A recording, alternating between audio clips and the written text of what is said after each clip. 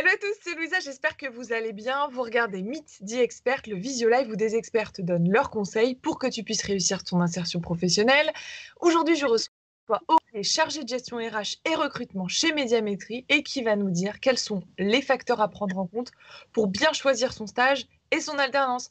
Bonjour Aurore, Bonjour, comment vas-tu? ça va très bien et toi? Eh bien écoute, ça va, je vois que tu es de retour au bureau. Quelle sensation de quitter le télétravail? Ça fait du bien d'être au bureau. Après, je suis contente aussi d'être en télétravail. Je comprends. Alors, Aurore, aujourd'hui, tu le sais, tu vas répondre aux questions des étudiants que nous avons reçus en amont et nous dire, eh bien, comment savoir lors de l'entretien si l'ambiance, les collaborateurs ou encore les managers nous conviennent, à partir de quand réellement il faut commencer à postuler ou à rechercher en tout cas son stage ou son alternance, mais aussi comment vendre son expérience d'alternance de stage auprès d'une entreprise. Mais avant d'entrer dans les détails, chez vous, si vous voulez retrouver davantage de contenu, vous pouvez vous abonner à notre page YouTube ou nous suivre sur notre Insta en tapant jobteaser_fr. Avant de parler des bons facteurs à regarder pour trouver son stage et son alternance, Aura, est-ce que tu peux nous parler de toi et nous raconter ton parcours? Avec plaisir.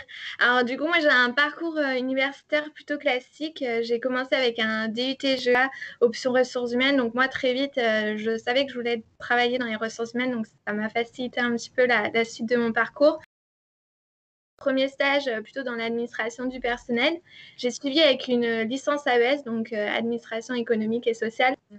Et donc ensuite, j'ai continué avec un master. Donc d'abord un master 1 en gestion des ressources humaines que j'ai effectué à l'Université d'Aix-Marseille.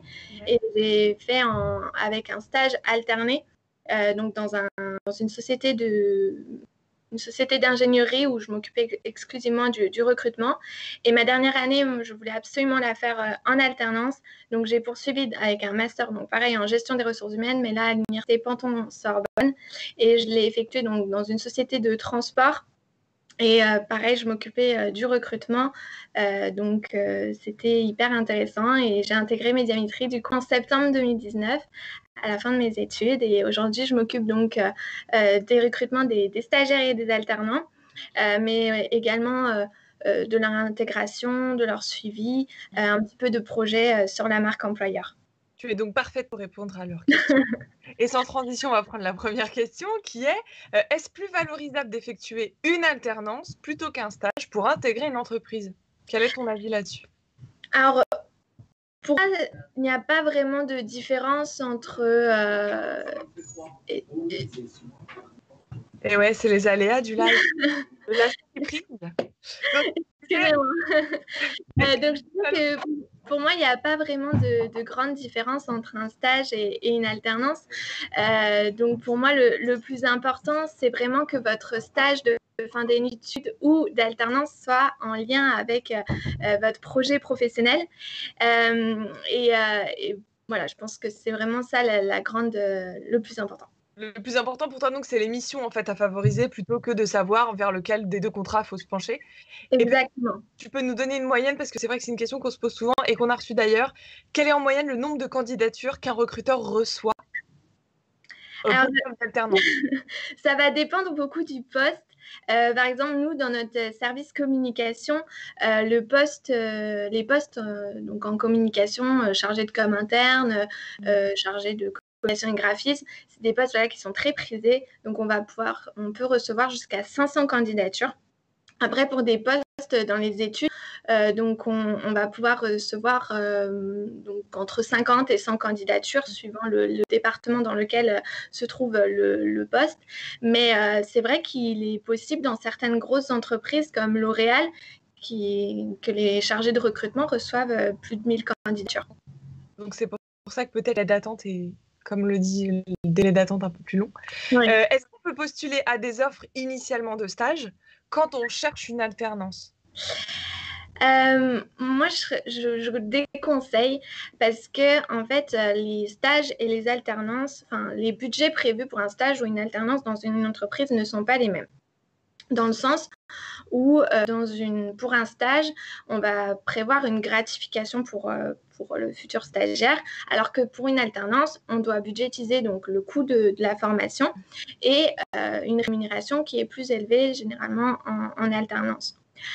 Donc, et aussi la petite nuance, c'est qu'en stage, généralement, en tout cas dans notre société, les stages sont prévus pour des projets bien particuliers, alors que les alternances vont être plus longs, donc ça va s'inscrire sur du long terme, les projets vont s'adapter en fonction de l'année.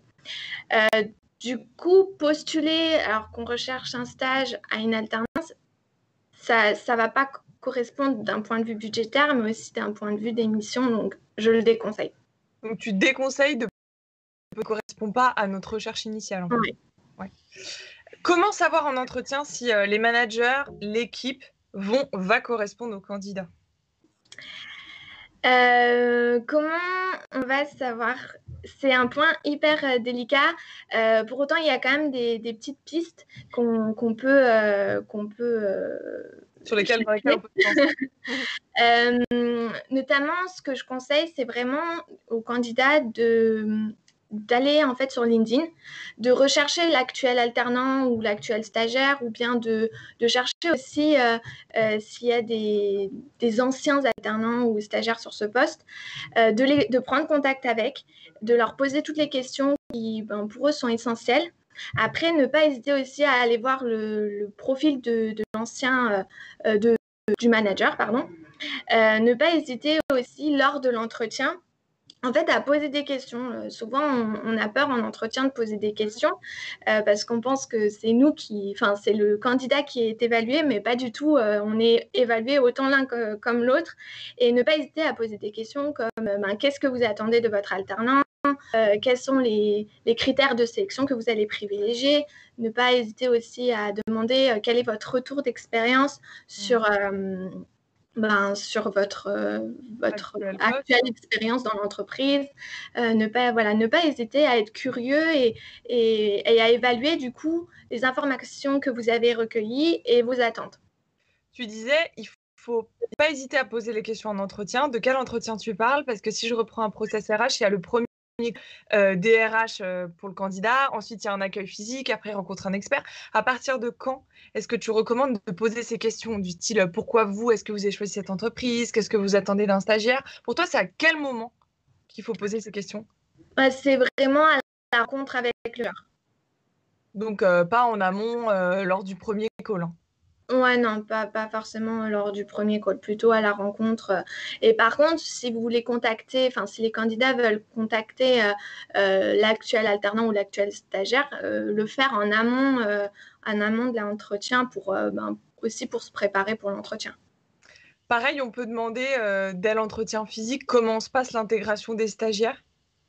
Ah oui, c'est une question. Hein, et en plus, ça vous permet d'évaluer si l'entreprise met en place des événements, des moyens pour favoriser leur intégration. Et alors, une question, peut-être qu'on l'a tous vécu. Au bout de combien de temps est-ce qu'on peut se rétracter si l'alternance ne se passe pas bien? Il y a un délai légal, mais comment ça se... C'est ça, hein? C'est ce que tu me disais? Exactement. Donc, il y a d'un point de vue légal, donc comme c'est un contrat, on a forcément une période d'essai. Après, cette période d'essai, elle va varier en fonction du contrat, du type de contrat. Donc, en contrat d'apprentissage, la période d'essai va s'élever à 45 jours. 45 jours uniquement en entreprise. Donc, ce qui peut être assez long parce que souvent, les alternants qui sont en contrat d'apprentissage peuvent avoir des grosses périodes scolaires et un peu moins de formation à la suite de l'année. Donc, la période d'essai peut parfois s'étendre jusqu'à novembre, voire décembre en fonction de certains rythmes. Donc ça, c'est bien à prendre en compte. Et par contre, en contrat de professionnalisation, là, c'est vraiment l'inverse dans le sens où c'est 30 jours, que ce soit en formation ou en entreprise. Donc, imaginons, 30 jours, ça représente un mois. Vous avez donc 3 semaines de cours au début de votre contrat. Et du coup, il vous restera plus qu'une semaine pour évaluer si l'entreprise vous intéresse, vous êtes bien ou pas. Donc là, pour le coup, c'est un peu compliqué pour évaluer. Et après, bien évidemment, si vous vous sentez mal dans l'entreprise, vous pouvez tout à fait demander une rupture d'un commun d'accord. Il ne faut pas hésiter parce que le but de votre apprentissage, c'est que vous passez une super expérience. Et si votre expérience, elle est un petit peu... elle commence mal ou que vous ne vous sentez pas bien, parfois, il vaut mieux mettre un terme avant la fin. Et c'est ce que j'allais te demander. Je prends un scénario, un étudiant, un jeune diplômé est en alternance, ce délai de réactation est passé. Qu'est-ce que toi, tu peux lui conseiller peut-être pour essayer de se recentrer sur les missions, peut-être se rapprocher de son manager ou de ses collaborateurs? Quel conseil est-ce que tu donnerais? Beaucoup communiquer, hein. Le plus important, c'est souvent on a peur d'avouer les choses. Et être mal, ça sera encore pire à la suite. Ça ne fera qu'empirer. Donc, vraiment communiquer et ne pas hésiter à être transparent. Ne pas hésiter à dire, voilà, moi, je me sens pas très bien. Je commence à regarder peut-être dans d'autres entreprises. Et peut-être que le manager, ça peut aussi être un déclic pour lui. Peut-être également, il peut vous aider dans votre recherche. Donc, voilà, être transparent et communiquer. Et en termes de process, on fait quoi? On va d'abord voir le ou la RH et ensuite le manager, ou l'inverse, où il n'y a pas de règle? Ça va peut-être aussi dépendre de comment on se sent, si on est vraiment à l'aise avec notre manager. Donc moi, je privilégierais toujours le manager. Mais si par exemple, il y a un sentiment un peu, voilà, C'est une distance entre les deux peut-être? une distance, peut-être demander donc un RH d'organiser une réunion à plusieurs, ou si vous êtes à l'aise aussi avec un membre de votre école, par exemple un professeur ou un représentant de l'école, ne pas hésiter aussi à en parler. Lui, il pourra établir un contact et vous ne vous sentirez, enfin, le candidat se sentira beaucoup moins seul, enfin, le collaborateur. Tout à l'heure, je te demandais, lors de l'entretien avec un RH, est-ce que le candidat peut poser la question comment se passe l'intégration des jeunes diplômés? Est-ce que selon toi, on peut se préparer à son intégration en amont? Alors oui, tout à fait. Alors, il y a pareil plusieurs moyens. Vous pouvez notamment vous abonner au pass, LinkedIn, Instagram. Vous pouvez aussi, ça dépend, Facebook, suivant l'entreprise, pour être au fait. Regardez un petit peu l'actualité. Vous pouvez également, si vous le souhaitez, vous familiariser un petit peu avec la culture, relire un petit peu voilà, le site carrière de l'entreprise pour pareil, vous familiariser. Vous pouvez également, si vous le souhaitez, vous pouvez également, en fait, si vous savez que vous avez une petite lacune et que vous savez que c'est un point essentiel pour le poste sur Excel, imaginons, vous pouvez en amont regarder des tutos et vous entraîner à la maison pour être plus opérationnel et vous sentir plus à l'aise le jour J. Pour que ça devienne fort, c'est lors de l'entretien, si on nous questionne par exemple sur Excel, dire peut-être que j'ai moins de compétences là-dessus, mais en tout cas, regardez, je me suis formée, j'ai fait des tutos. Ça peut être un argument en faveur des jeunes diplômés et des étudiants. Une autre question d'un étudiant, comment optimiser ses chances de trouver un job en alternance? Est-ce que tu as des petits secrets là-dessus? Alors, pour moi, quand on est en recherche d'alternance ou de stage, le plus important, c'est de personnaliser sa candidature. Parfois, je vais recevoir des candidatures très bateau avec je recherche un poste en tant que chef de produit ou dans le marketing. Voilà. Et on n'a pas le sentiment en fait que la personne, elle candidate à notre offre, mais qu'elle candidate à beaucoup d'offres. Donc vraiment, personnaliser votre CV. Aussi, ce que je recommande, c'est de mettre l'offre, de regarder les missions, de regarder comment elles sont hiérarchisées. Donc souvent, elles sont hiérarchisées par ordre d'importance.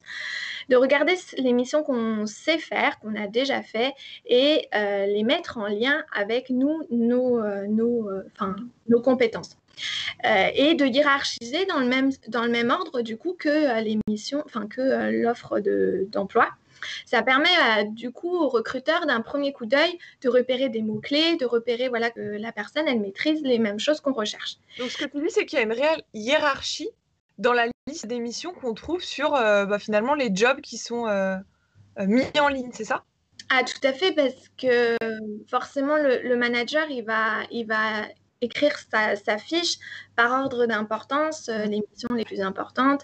Et donc, voilà, moi, j'invite vraiment, en tant que candidat aussi, à hiérarchiser dans la description de ses missions, de les mettre aussi là où ils maîtrisent le plus. D'accord. D'un premier coup d'œil, en tant que recruteur, on peut du coup s'apercevoir que ça match. Également, ne pas hésiter à vulgariser un peu ses propos. Parfois, les candidats ont tendance à mettre beaucoup de technicité dans leur mission. Voilà, des termes très techniques, que le filtre se fait par les RH. Et les RH n'ont pas forcément cette technicité et ils vont rechercher des termes peut-être un peu moins à comprendre. Et s'ils n'arrivent pas forcément à comprendre ou mettre en perspective avec l'offre, ils vont se dire peut-être qu'ils ne maîtrisent pas et ça peut passer à la trappe. Donc, ne pas hésiter à vulgariser ses propos. Et après, je dirais que ce qui est important aussi, c'est en termes de lettre de motivation, on voit beaucoup aujourd'hui de copier-coller. De lettre type. C'est ça. Et on le ressent, nous, en tant que RH, que c'est une lettre que les candidats envoient à tout le monde. Et parfois, même, ils oublient de changer le nom de l'entreprise. Donc, on se dit qu'en fait, on est une entreprise parmi tant d'autres.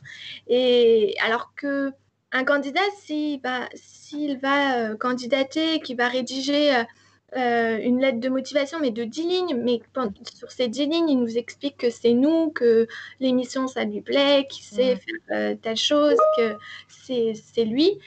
Forcément, c'est sa candidature. Exactement. En fait, ce que tu me dis, c'est qu'il faut se mettre à la place du recruteur. Un candidat qui fait un copier-coller qui se trompe même sur le nom de l'entreprise, c'est déjà peut-être rédhibitoire, surtout si tu reçois 500 CV sur un poste.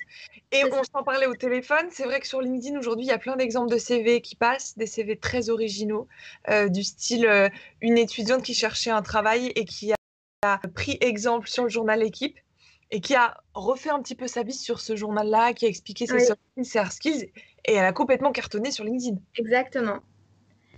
Et la personnalisation, aujourd'hui, c'est vraiment la clé pour moi de la réussite de ces recherches. On prend une autre question, Aurore. Lorsque l'on est indécis concernant notre avenir professionnel et que l'on pense à plusieurs pistes, est-ce une bonne idée de faire un stage dans un domaine précis sans savoir si celui-ci nous correspond réellement? Alors, c'est vrai qu'aujourd'hui, le projet professionnel est compliqué à définir, surtout qu'il y a une multitude de métiers, un choix de carrière vraiment important. Du coup, le conseil que je pourrais donner aux futurs candidats, c'est de faire des stages. Souvent, les formations proposent des stages facultatifs. Il ne faut pas hésiter vraiment à les faire, ne pas hésiter à faire une année de césure. C'est vraiment hyper important et ça permet vraiment aux candidats, pendant cette année de césure, par exemple, de faire un premier stage dans un domaine, dans un métier et faire le second dans un autre, sans pour autant que ça lui ferme des portes par la suite. Comme je disais un peu plus tôt, vraiment le plus important, c'est la dernière expérience, donc au cours du M2, que ce soit vraiment en lien avec le métier que vous voulez faire. Mais c'est-à-dire votre stage de L3 ou votre stage de M1, s'il n'est pas forcément, s'ils sont différents, c'est pas très grave parce que vous êtes encore dans la recherche de votre projet professionnel. Donc voilà. Et ce qui fait sens à la question d'après qu'on a reçue, comment justifier le choix d'une alternance ou d'un stage de fin d'études dans un domaine qui semble très différent de celui d'une de nos cibles? Là, ça fait un petit peu écho à ce que je disais plus tôt par rapport à la personnalisation. Lorsque vous terminez un stage de fin d'études et une alternance, mais que finalement, vous voulez faire quelque chose de complètement autre, la clé, ça va être de faire une introspection de ce qu'on a appris, des compétences aussi bien techniques que soft skills qu'on a pu développer. Et de les mettre en parallèle avec le futur métier qu'on a choisi. Et pour cela, il faut dans le CV mettre en lumière les points qui peuvent répondre à cette offre, même si initialement notre formation ou notre dernier stage ou expérience n'est pas forcément en lien avec. Donc, capitaliser sur ces missions passées pour les remodeler, les transformer et qu'elles puissent s'appliquer au poste sur lequel on va postuler. Alors, à partir de quand, et ça c'est une vraie question, à partir de quand faut-il postuler, commencer ses recherches de stage et d'alternance? Alors, je conseillerais de commencer à mettre des alertes au mois de février, mars, voilà, Donc, pour, tu dis février-mars si jamais ils recherchent pour septembre. voilà, exactement. Ouais, Si ok. jamais la personne recherche un stage, une alternance, pardon, pour septembre, voilà, commencer à regarder au mois de février, mars, voilà, être plutôt une veille active. Et à partir vraiment d'avril, là, être très actif dans sa recherche, regarder chaque jour, regarder sur plusieurs job boards.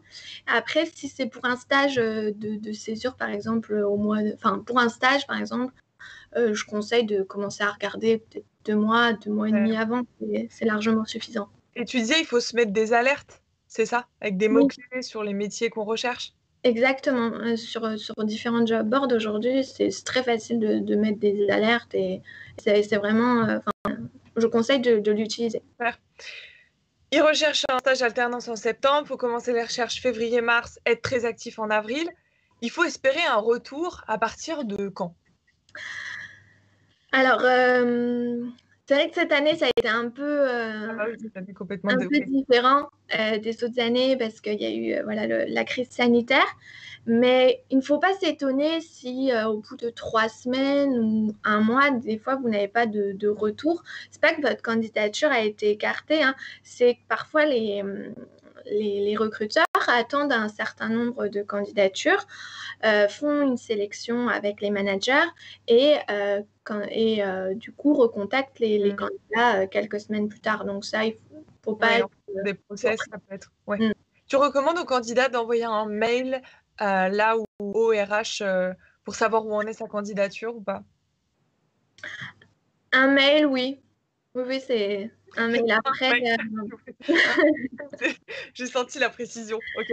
Pour savoir Bah, en non, la parce que prochaine. parfois, on a des appels Ah oui, téléphoniques. Voilà, peut-être plus quand même un mail, un mail, c'est c'est plus plus. opportun. Oui. Alors, une autre question, plutôt choisir une alternance avec une certaine polyvalence ou se spécialiser? Tout va dépendre si votre projet professionnel est défini ou pas. Par exemple, donc je prends mon cas. J'ai su très tôt que je voulais travailler dans les ressources humaines. Donc, forcément, je me suis spécialisée très vite et même dans ma formation, je me suis spécialisée très vite. Après, si la personne, elle est vraiment indécise ou si elle a une idée un petit peu du domaine, mais pas du poste exact, plutôt rester sur la polyvalence et ensuite, lorsqu'une offre vous intéresse, du coup, capitaliser sur que la personne a pu développer en compétences et le mettre en avant pour la prochaine offre. Toujours sur les facteurs déterminants pour choisir son stage ou son alternance, une question qui revient vraiment tout le temps, c'est que doit-on prioriser? Le prestige de l'entreprise d'accueil, hein, donc un grand nom, hein, en d'autres mots, ou bien les compétences que l'on sera amené à développer? Alors, moi, j'aurais tendance à choisir les compétences parce que l'évolution personnelle, c'est ce que vous aurez le plus, c'est ce qui est le plus facilement, c'est ce qui va vraiment vous Être permettre valorisant, c'est ça, hein, voilà, c'est ça, de- d'accroître votre employabilité, d'accroître voilà, votre insertion professionnelle. Parfois, le prestige d'une entreprise, alors c'est sûr que sur un CV, c'est très beau d'avoir une entreprise du CAC 40 ou une grosse entreprise très connue. Mais si à côté, vos missions ont été voilà, très spécifiques, redondante peut-être, c'est ça, où il n'y avait pas forcément de prise de liberté, de créativité, hein. ouais, et que vous étiez cantonné à quelques tâches, forcément, ça va vous desservir pour la suite. Donc il faut plutôt prioriser l'évolution professionnelle, ses missions, capitaliser dessus et se les approprier après, hein, pour dire ce qu'on en a retiré de positif ou de négatif. Euh, et la dernière question qui fait sens avec l'actualité, Aurore, c'est avec la crise actuelle, pouvons-nous nous permettre de réellement choisir notre stage? Et ça, c'est un étudiant qui te pose cette question-là. Alors oui, moi je conseille en effet aux candidats de choisir une alternance ou un stage vraiment qui leur plaît, qui fait sens, parce que si vous acceptez un stage ou une offre pour accepter quelque chose, vous allez être, vous allez peut-être pas vous épanouir, l'entreprise va pas forcément répondre à vos attentes et au final, ce sera pas forcément une expérience qui va vous faire, qui va être Valorisant. valorisante. Ouais. Alors que, et en plus aujourd'hui, je vois les écoles, elles sont très flexibles. Elles ont vraiment mis en place des moyens pour décaler les périodes de stage, permettre aux élèves de pouvoir s'adapter au marché qui a évolué. Donc pour le coup, ne choisissez pas par défaut. Aurore, quel serait ton mot de la fin pour peut-être encourager ou en tout cas tes conseils à donner aux étudiants, mais aussi aux jeunes diplômés, au regard du contexte actuel entre ceux qui ont perdu leur stage et leur alternance, ceux qui sont en recherche? Quel est ton petit mot de la fin là-dessus? Surtout rester positif, parce que certes, à l'instant T, peut-être que vous n'imaginez pas avoir une alternance ou un stage, mais vraiment les choses évoluent, l'activité reprend, les entreprises recommencent à recruter, donc il ne faut pas hésiter, il faut rester persévérant. Et c'est vrai que je vois tous les jours des messages sur LinkedIn qui dit que après multiples candidatures, ils ont trouvé, et c'est pas des cas isolés. Et je conseille du coup de bien rester persévérant, positif, et que de bonnes choses sont à venir. Donc, positive attitude. Merci beaucoup, Aurore, pour tous tes conseils. Et je précise que chez vous, encore une fois, si vous voulez retrouver plus sur votre orientation professionnelle, des jobs ou des offres d'emploi, vous pouvez aller sur notre site jobteaser.com, mais aussi nous suivre sur les réseaux en tapant jobteaser_fr pour Instagram et nous suivre sur notre page YouTube. Aurore, un grand merci à toi pour tes conseils. C'était un plaisir partagé. Et chez vous, je vous donne rendez-vous très vite pour un nouveau Visio Live. Salut!